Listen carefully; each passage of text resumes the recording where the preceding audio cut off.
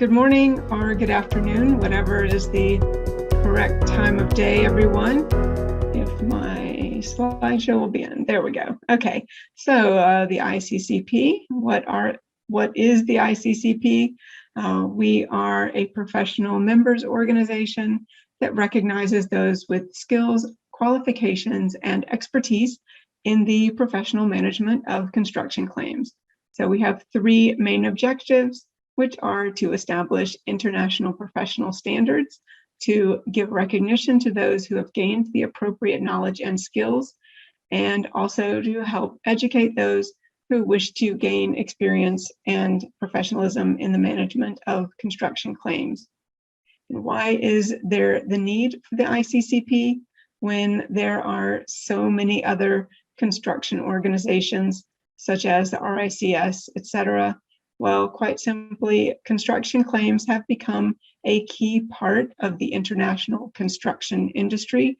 However, people come into construction claims from a broad variety of backgrounds, engineering, quantity surveying, project management, even law, and other places. And until the ICCP was established, there was no institute that specifically recognized those who have the specialist knowledge, experience, and skills to be able to manage, prepare, and respond to claims to the highest levels of professionalism.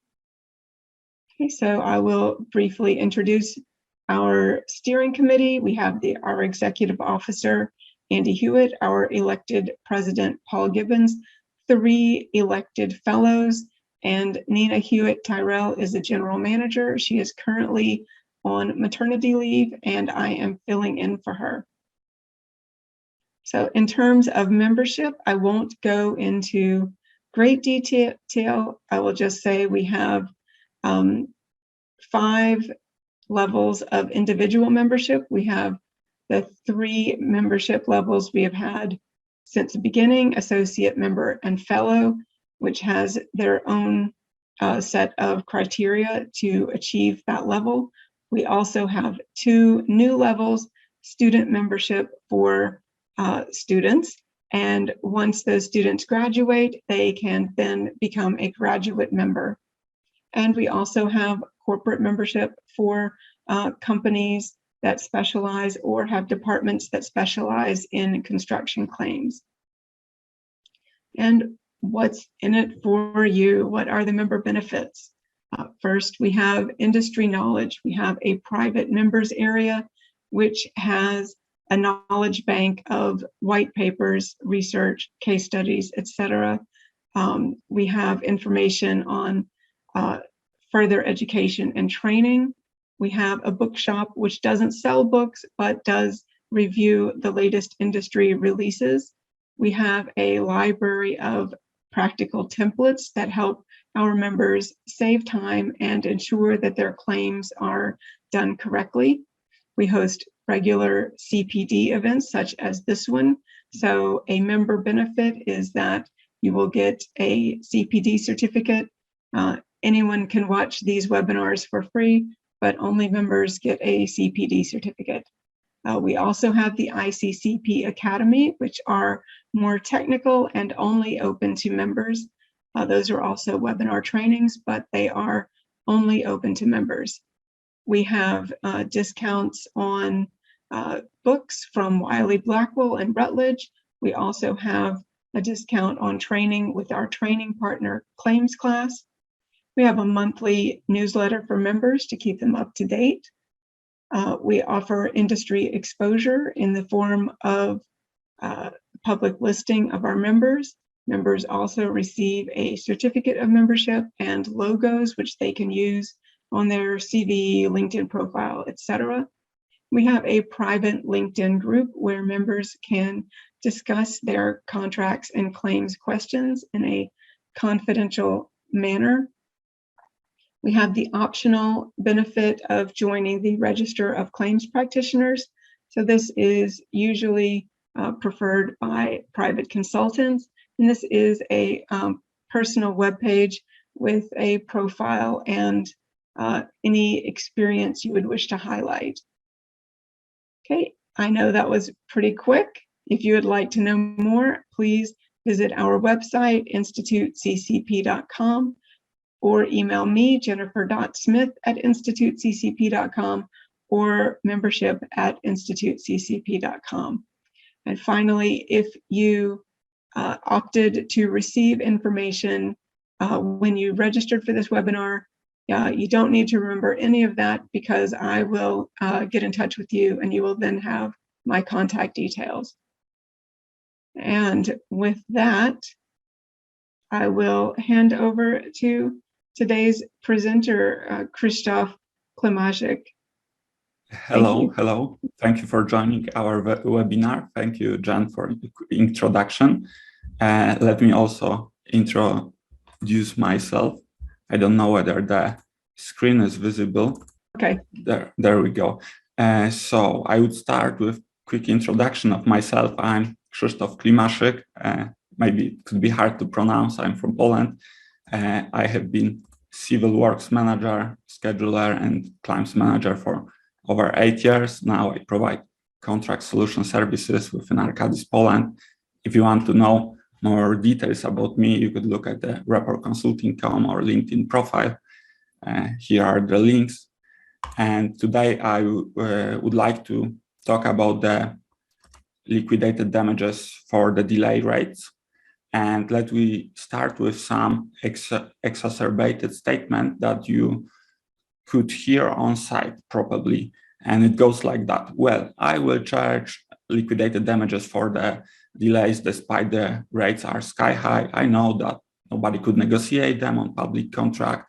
I know that nobody could don't know who set the rate and where is something like pre-estimations evidence, but I don't risk with anything and gives me kind of negotiations leverage. So why I shouldn't charge it?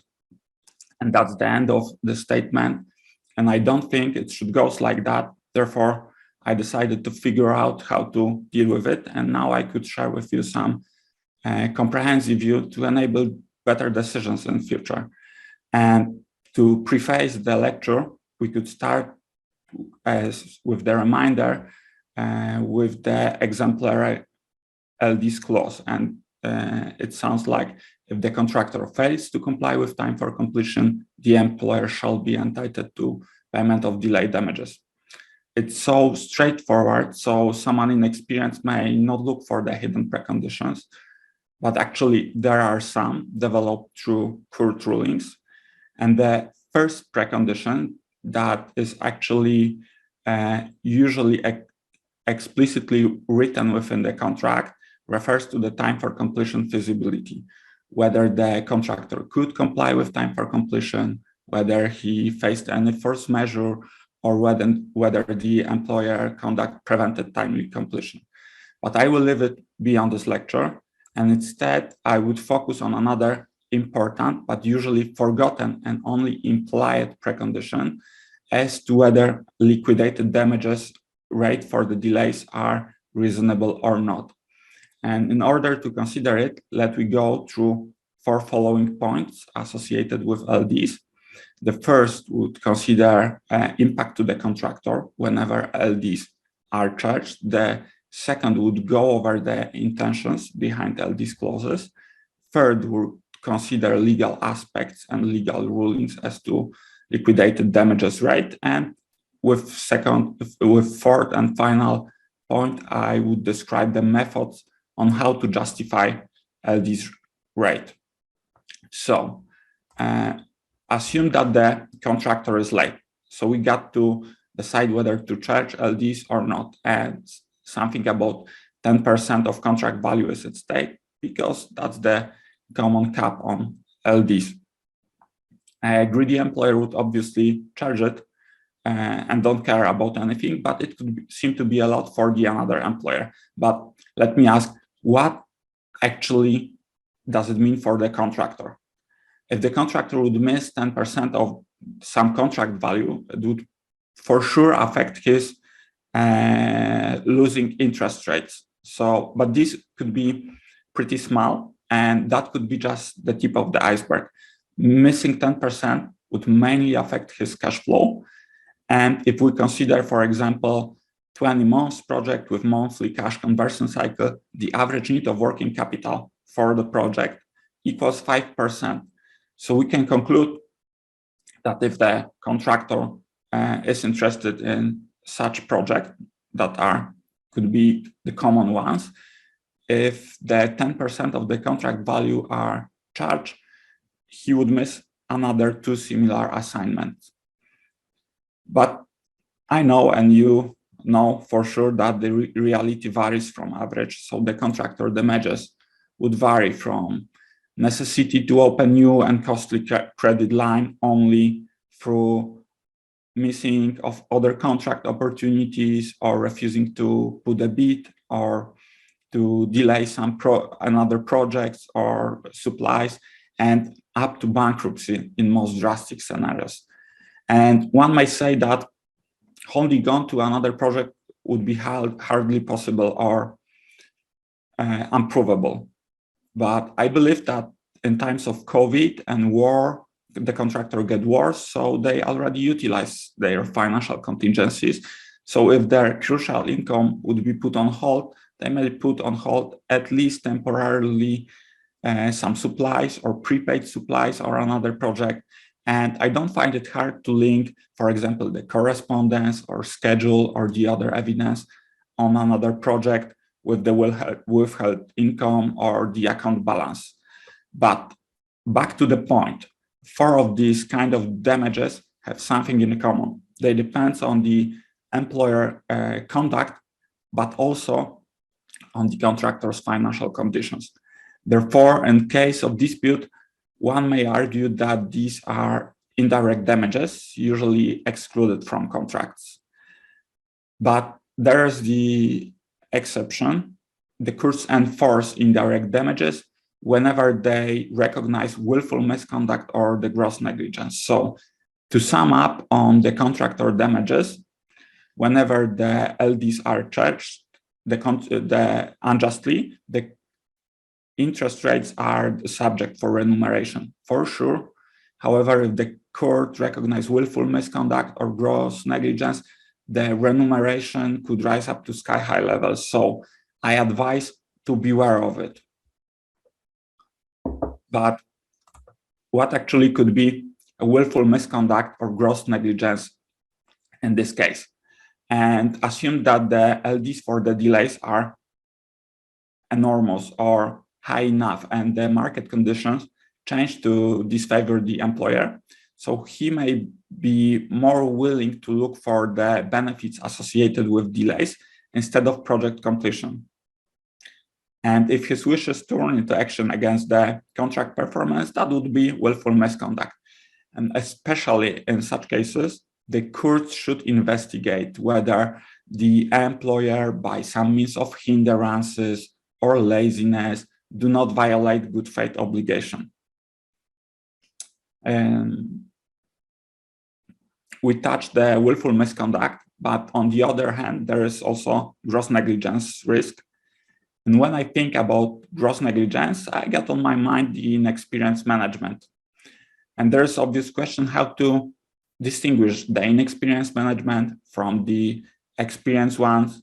And first type of conduct is the lack of extension of time claims consideration whenever the employer charged LDs, despite consideration of extension of time claims. And the second kind of conduct is the lack of consideration whether the liquidated damages are excessive or not. And that's my point of view. And I would like to ask you for yours by the poll voting. And the answers would be yes or not. And the question is, should the careless charge of outrageous LDs for the delay be considered as gross negligence?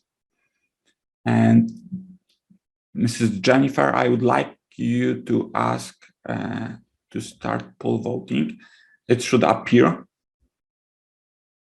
on your panel. Oh, so actually 69% for yes. That's quite similar to the, okay, let me close it. That's quite similar to the poll voting I conducted on the FIDIC contracts group on LinkedIn. Here, the 63% out of over 270 votes was for yes, so the vast majority recognized it as a gross negligence. So it's important to consider liquidated damages, right? And I know that it does not constitute the law. However, many of our cases are recognized on the basis of balance of probabilities and by the professionals. So that's kind of balance of probabilities, how we expect the exposure on the indirect damages remuneration. Important to remember or to know or maybe use within some claims. If I would have some similar claims, I would certainly use it. But we could go to next topic that's gonna consider what actually does it mean that when the LDs are not reasonable and outrageous. And let me explain it by the firstly intentions behind a liquidated damages agreement and subsequently by description or showing up the legal rulings regarding liquidated damages. And if we consider intentions behind LD's agreement, liquidated damages play a role in the employer compensation whenever delays occur. And the employer damages mainly rely on extended overheads, such as extended management, facilities, financing, attorney's fees, but these could be easily estimated or proven. And there is a second category that is loss of profit.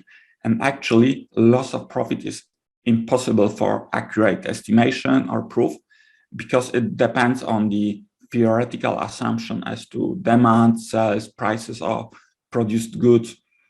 Because the facility is not working, we don't know about the actual efficiency or possible efficiency. It's just on the assumptions, based on the assumptions. And it's even harder to consider loss of profit on government investment, for example, infrastructure like road or military base, or even something like a school court. So since the loss of profit is uncertain and hard to prove, it's reasonable to include liquidated damage agreement within the contract. And it gives the employer mechanism to put the compensation on the short note, for example, by the simple equation, and also as the another part of bargain for the contractor to limit his risk, usually by fixing daily liquidated damages rate or putting cap on maximum damages. So here I explain the intentions, and let me confirm it by the court rulings. We consider the intentions behind liquidated damage agreement, so we could move to let me confirm it by the court rulings. And I'm not going to quote all of these court rulings. The presentation would be available later on the ICCP website. So let me stick with the conclusions. And first two verdicts explain some general rule or general approach that whenever the profit from the liquidated damages exceeds profits from the project completion, the employer is more willing to act against the purpose of contract. And that's kind of something against the public policy because the courts want to enforce the contract. So that kind of string is forbidden, so that threats and penalties proposed and deterrence proposed is prohibited. Some may ask, so where is the borderline between recognition of penalties and recognition of liquidated damages? And here we have the case of Dunlop pneumatic tire versus New Garage and Motor that describes that penalties exceeds the greatest foreseeable loss. So the liquidated damages are lower while the penalties exceeded. And that's kind of the basis for the consideration. And there is the another extreme case, however, not so uncommon.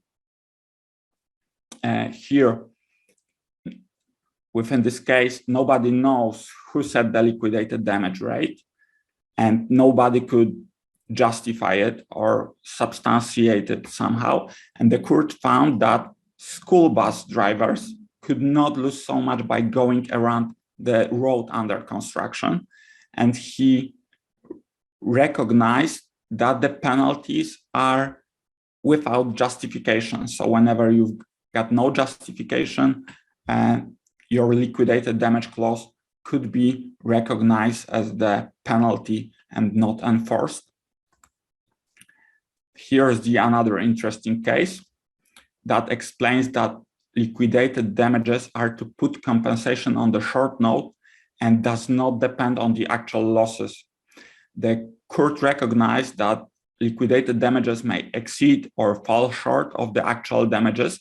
So for me, it looks like the court treated liquidated damage clause as the future contract, similar to the ones usually concluded on the stock market.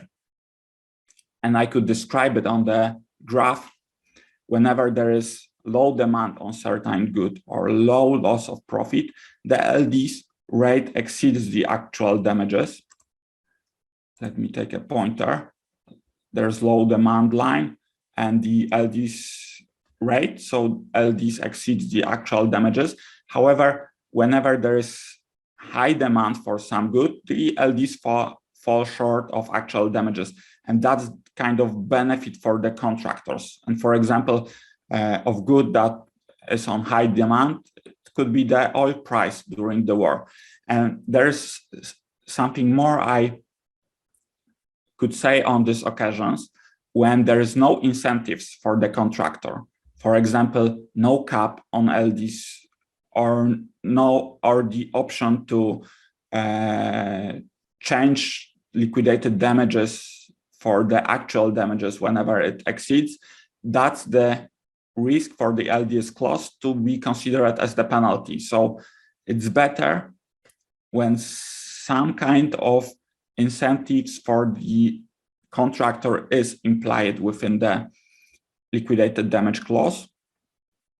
We could move to another case that confirms that reasoning that liquidated damages do not depend on the actual losses. And here the war supplier claimed that there is no point in hurrying when the war is over, but the court did not support his point of view and enforced liquidated damage clause despite the war being over. I'm from Poland, and we got something as a haiku rule. It follows the reasoning that liquidated damages should be independent to the actual losses. However, many of us mistakenly believes on the basis of the outlined rule that they do not have to consider LD's rate at all.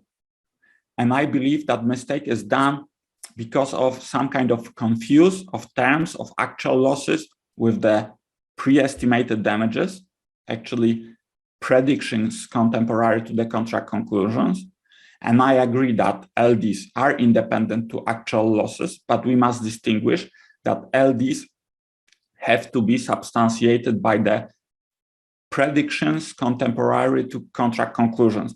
And that's the important rule because it gives us direction on how to substitute liquidated damages, and it waves out enormous rates. So that's very important from my point of view. Here we got something as a feature of liquidated damages clause. The court recognized that penalties do not distinguish default severity. I would say, could we lose something is if the contractor is still finishing some pavement works, but we could benefit from the investment of the facility or from the completed project. I don't think so. So it's reasonable, I guess. And it means that liquidated damages accounts for the preoccupied parts, substantial or sectional completion. It's often called substantial completion doctrine. And to explain you, the courts rely on two kind of tests. First is whether the owner is allowed to benefit from the preoccupied part. And the second test is to what extent the owner is still exposed to the pre-estimated damages whenever some part of investment is completed and handed over. So here we talked about the substantiation and the feature, and there is the last ruling I want to share with you.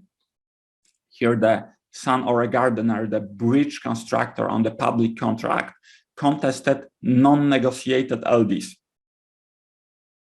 And the court granted him ruling. So we can conclude that the non-negotiated LDs are subject for questions or could be questionable. To sum up the course on LDs, the penal treats deterrent and penal purposes of LDs are void because are against the contract performance. Penalties are over greatest foreseeable loss, and LDs are equal to or below. Penalties are recognized when LDs clause do not have justification at all, and the liquidated damages do not have to correspond with actual losses. However, we must remember to consider its value on the basis of the pre-estimations. LDs do not distinguish default severity, and that means that LDs accounts for the preoccupation, sectional or substantial completion. And the last point, that non-negotiated LDs are questionable. And from all above, we can conclude that it might be reasonable to consider LDs rate prior to the contract conclusions and maybe attach the analysis to the negotiation protocols or some substantiation, even narrative. And actually, sophisticated owners used to have such analysis, and it might be easier than you think to substantiate LDs. And let me share with you a few available methods. Here we could go to the example of the investment valuation model, because loss of profit are calculated on the investment valuation, on basis of the investment valuation models. It considers the revenue forecast that depends on the expected prices and efficiency and demands and quantity of produced goods, expected operating expenses that depends on cost, amortization, contractor price, management expenses, and the capital cost represented by the weighted average capital cost. It's the cost of credit and cost of or expected return on the equity. The cash flows are considers the construction and the production periods, usually annually, and these are adequately discounted by the weighted average capital costs. And finally, the model gives us an answer by the net present value, whether the investment is worth taking or might only bring a loss. So the primary role of such model is to let the management boards assess the risk and decide whether to proceed with the investment or not. And subsequently,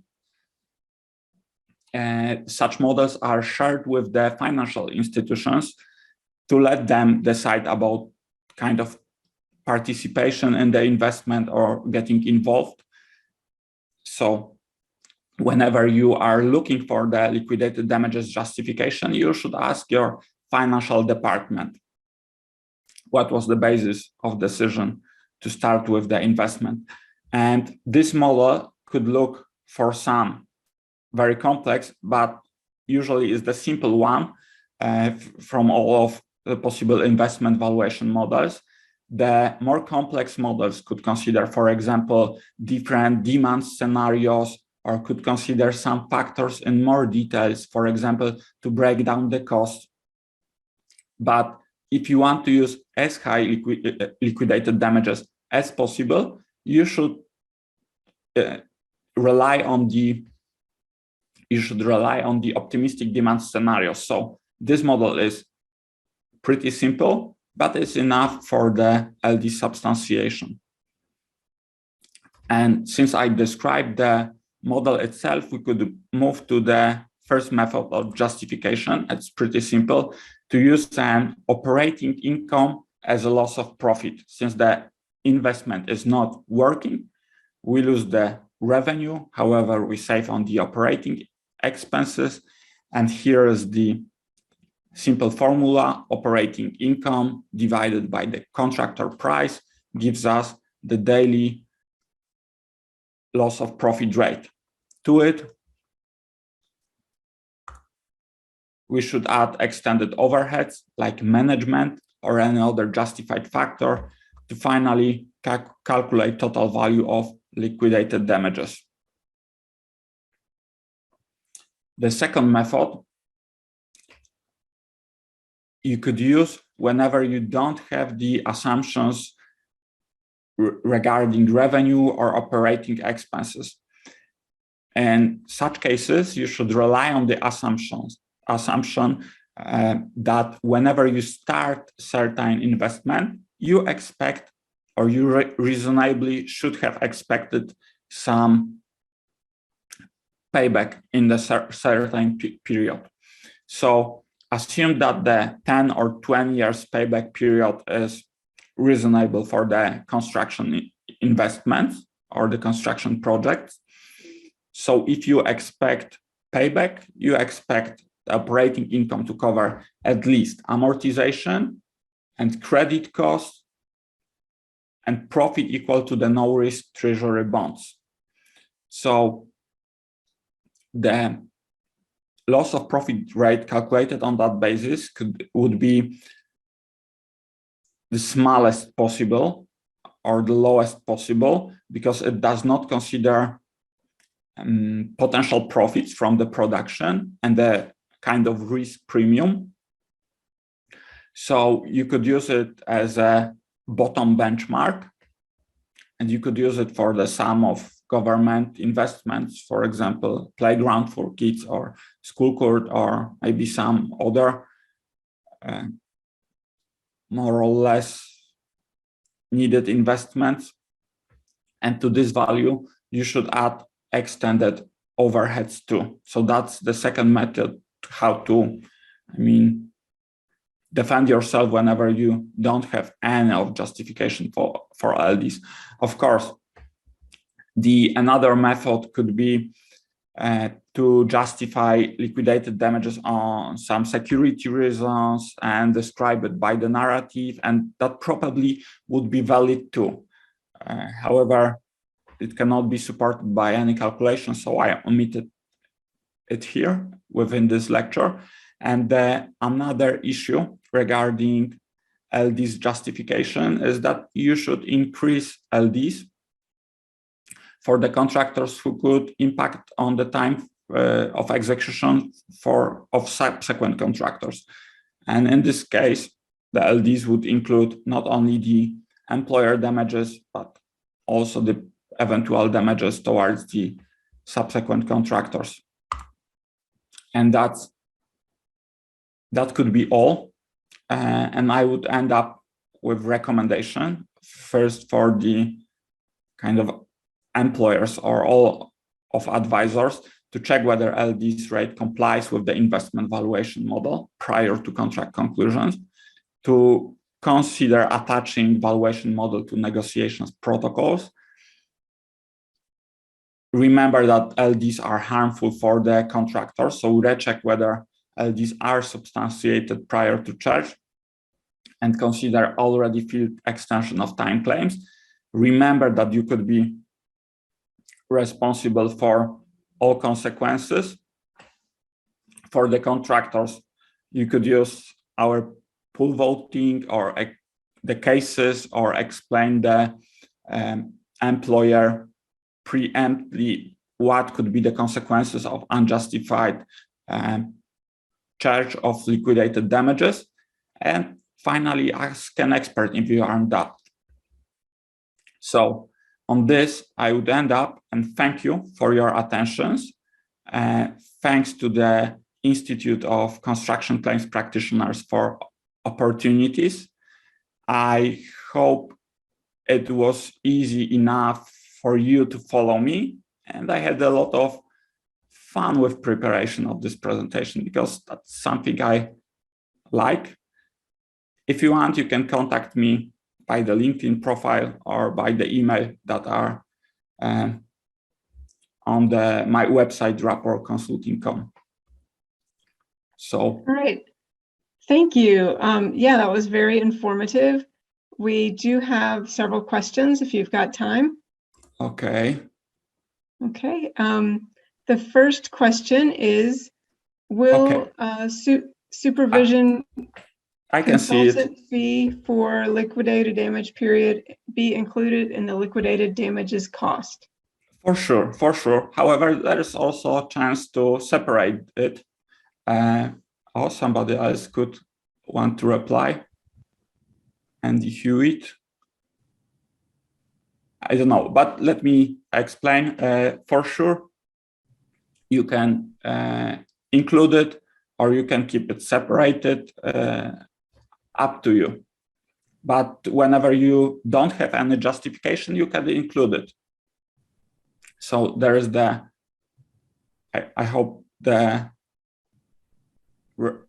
reply was exhaustive. So there is the another question. Would you say that you also talked about pre-estimated damages, or is that separate? To calculate the pre-estimated damages, you should use the investment valuation model and assume that you are in the moment of contract conclusion and rely on the knowledge that you had on the moment of contract conclusion. Okay. So the next question is a bit longer. If a part of a work has been handed over to the client, but this is not contractually defined, and the remaining work has been delayed in handing over to the client, how is liquidated damages going to be applied to the contractor? Will it be the maximum liquidated damages applied, or will the liquidated damages be a proportion of the remaining work value? Okay, so here are two key questions: whether you could benefit from these handed over parts. For example, if it's part of the road under construction, you could benefit, or whether you are exposed to the pre-estimated damages.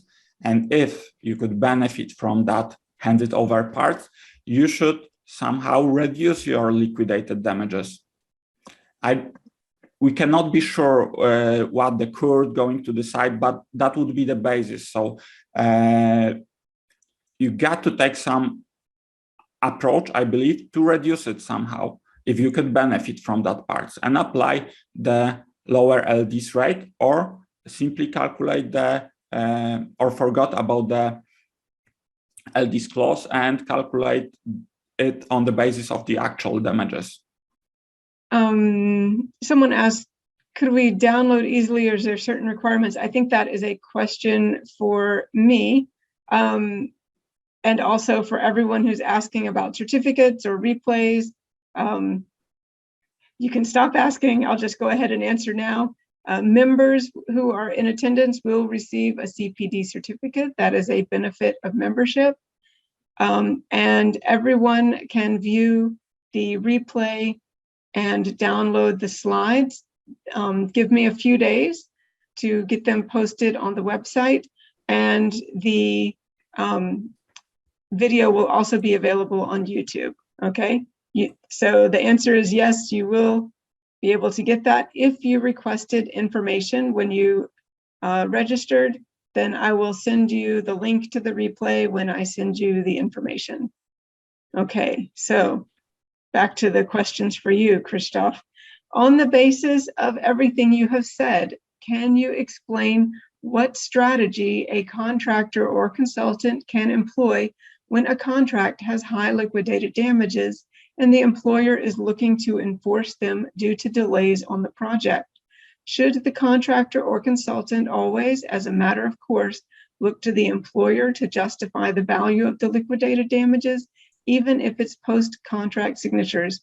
How often typically does a contractor or consultant have any say in the liquidated damages value pre-contract? Actually, for me, it doesn't matter whether it's post-contract or pre-contract, because, I mean, relies on the approach in Poland that whenever we discuss some non-negotiated contracts and contest the LD's rate, the tribunal to consider these appeals do not consider LD's value. So it could be done post-contract. And what could be the approach? For sure, to inform about or ask for the substantiation for LDs. Whenever there is no reply, you got first defense that there is no justification or substantiation for LDs. So that could be considered as the penalty. The second is to inform the owner that it could be considered as gross negligence. And in order to reduce the risk for something to be considered as indirect damage, inform about the possible consequences. So there would be another defense. So you could say that the damages were expected by the employer. He knew what is the financial situation of the contractor. You could treat somehow the employer that on the basis of our pool voting, or I know that at this moment, the situation for the contractors is not comfortable, I would say, but really bad because the employers feels not responsible and careless. So that's the another point of this response. And basically, that's all I could advise you. Negotiate, use all the arguments, use cases, and whenever the employer would charge it, I don't know whether there is a way to stop, or maybe within the FIDIC contract there is something like a partial award or some facility or steering committee consideration. So you could ask for the justification of LDs to let the independent expert preemptly decide whether LDs are not so high. Okay, thank you. Moving on to the next one. How will the court view where the performance is completed, say 95% with delays, and the employer goes to call on the demand and unconditional performance bond stating the failure of performance with delays to recover liquidated damages? Does the employer need to prove the loss? Is there insurance available to cover liquidated damage loss for the contractor?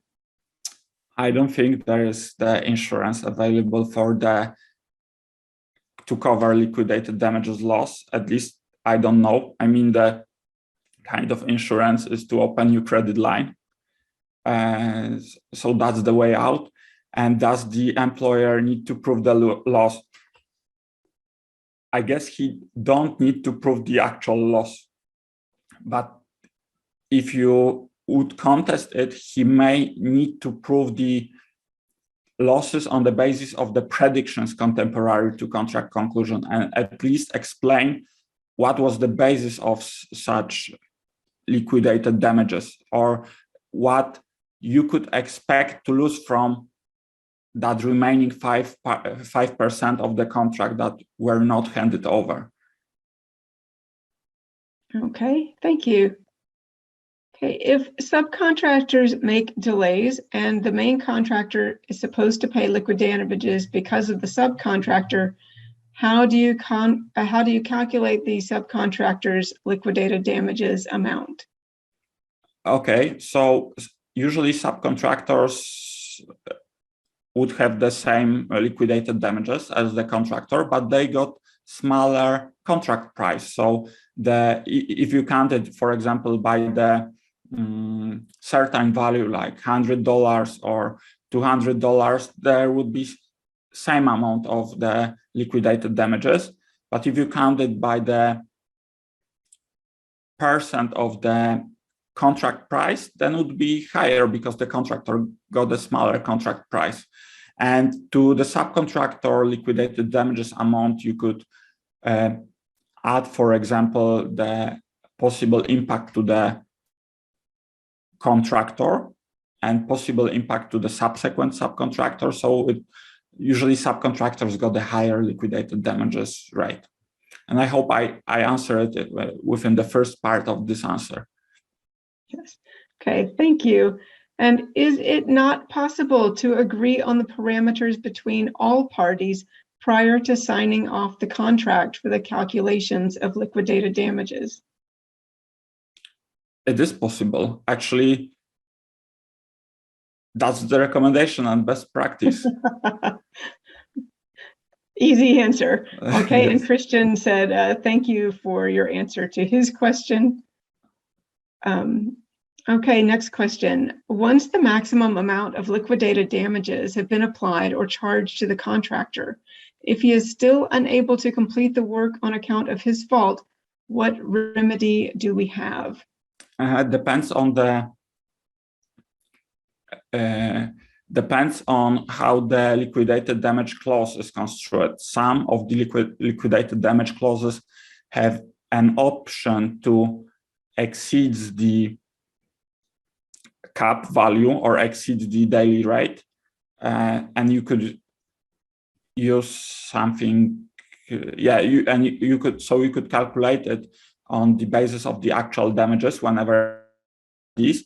But if the liquidated damages do not give such an option, I guess you've got no way out, because that's the bargain between the contractor and the employer. So the contractor also assured some benefits, and the benefit is that he limited his risk.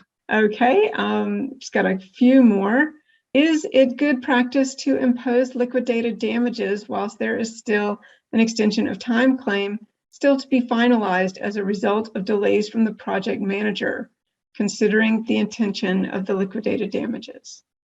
Oh, I would say it's the good practice is to wait and consider it.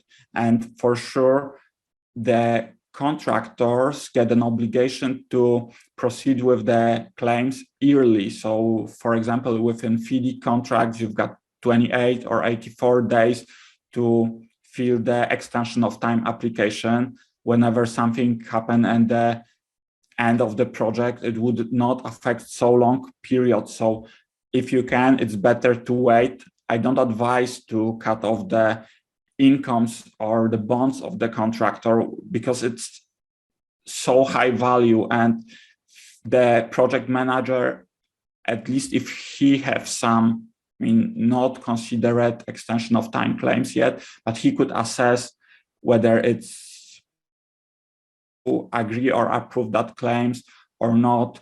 If it's highly possible that it's going to be approved, then the reply would be to wait at least a week or two or maybe month.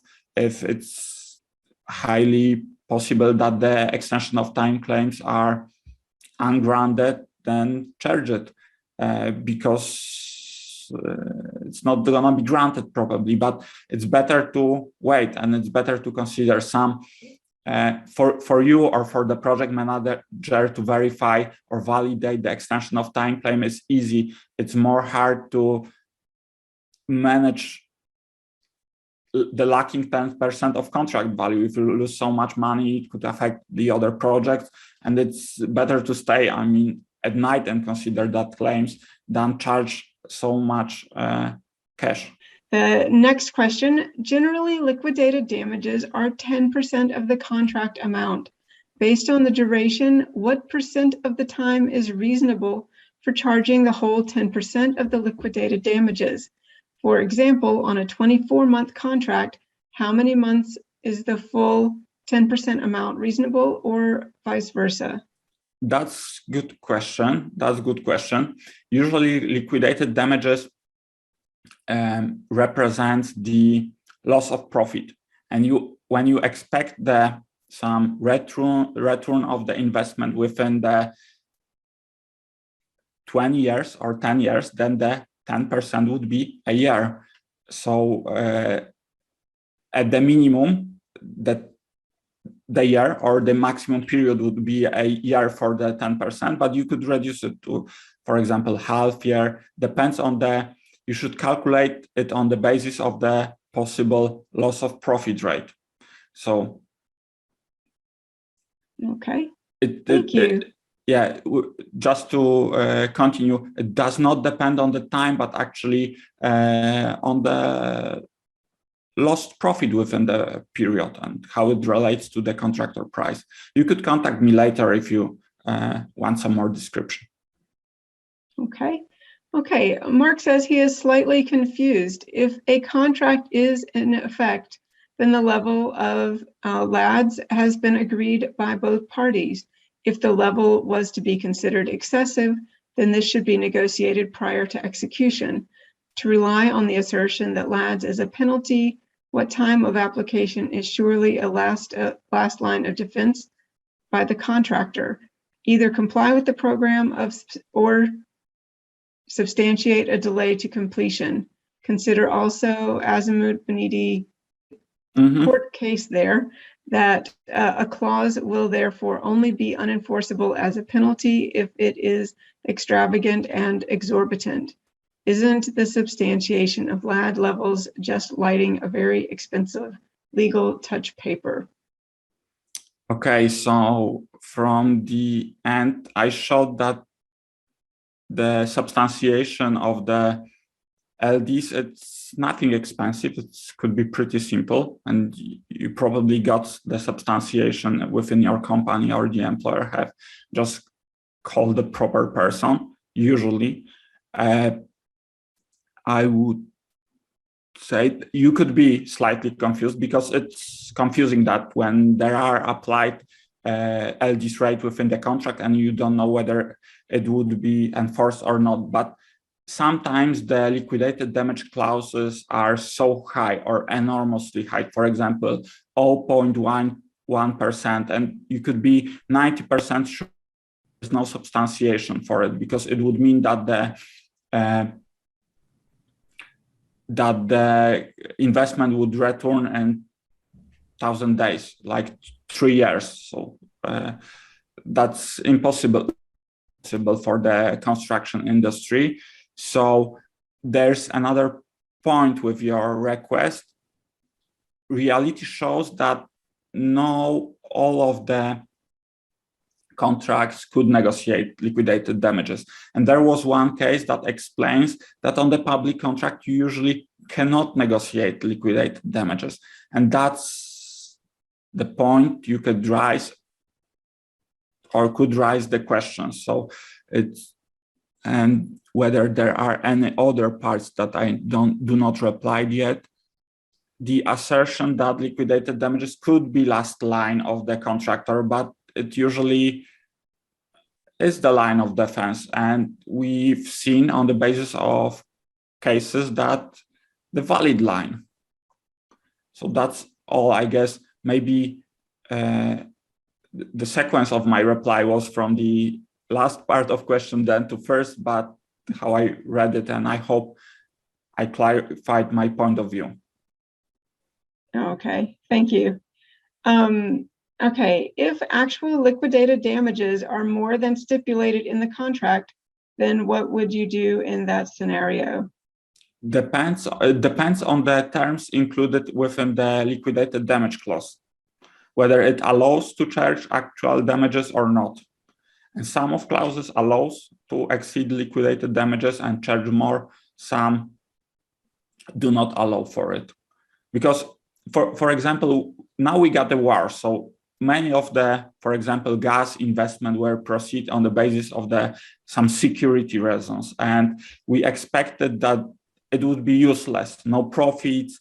But when Russia invades on Ukraine, the oil prices rise up. Everyone wants to use the gas infrastructure, so the loss of profit on such gas investments rise up to the sky-high levels. And I would say contractors could not be responsible for such consequences. That's why the LDs limits also the contractor risk. And back to the question, depends on the terms of your liquidated damage clause. If it allows for it, you could charge actual damages. Thanks. Sorry, thank you. Okay, and last question. If a contractor submits an extension of time which the engineer in FIDIC contract fails to respond to on time, can the engineer proceed to apply liquidated damages? Oh, the question I got to consider, because I don't know whether there is some kind of time barring for the engineer, whether he just missed 1 or 2 days or even 1 month, the damages are still occurred, and I don't think that any time barring would prevail on the application of liquidated damages. Firstly, the engineer got to consider all of extension of time claims prior to application of liquidated damages. So maybe now I understand. If the engineer do not consider an extension of time claims, he should not apply a liquidated damages clause. He should firstly consider extension of time claims. I would say that would be the gross negligence of engineer if he would not consider extension of time claims prior to applying liquidated damages. That's the worst he can do. All right. Well, thank you. You've answered quite a few questions today, and we've made it through them. There's been quite a few comments in the chat thanking you and for your thorough explanation of liquidated damages. So thank you very much. Yeah, thanks for attention. Hope it was fun for you too. So bye.